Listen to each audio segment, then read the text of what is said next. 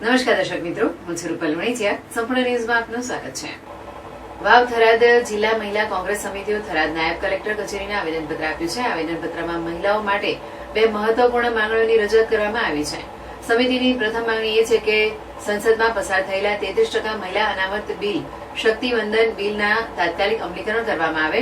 મહિલા કોંગ્રેસે આક્ષેપ કર્યો છે કે કેન્દ્ર સરકાર પાસે બંને ગૃહમાં પૂરતું સંખ્યાબળ અને વિપક્ષનું સમર્થન હોવા છતાં આ બિલનો અમલ કરવામાં આવતો નથી.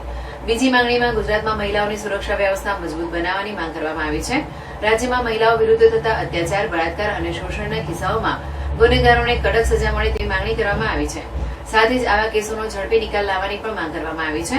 વાવ થરાદ જિલ્લા મહિલા કોંગ્રેસ સમિતિના પ્રમુખ ગીતાબેન નાઈના નેતૃત્વમાં મહિલાઓએ રેલી સ્વરૂપે આવી નાયબ કલેક્ટરને આ આવેદનપત્ર આપ્યું હતું. આજ રોજ ઘણા સમયથી ભાજપ સરકારે આમ તો મહિલાઓનું બિલ છે એ સંસદમાં તો પાસ કરી દીધું છે, પણ હજી સુધી એને લાગુ કર્યું નથી. અમારી બધી મહિલાઓની માંગ છે, ઓલ ઇન્ડિયા મહિલાઓની માંગ છે કે તત્કાલીન ધોરણે આ બિલ પાસ કરે, અને જો આ બિલ પાસ કરવામાં નહીં આવે તો સડકથી કરીને સંસદ સુધી અમે લડીશું, અમારો હક લઈને જપીશું.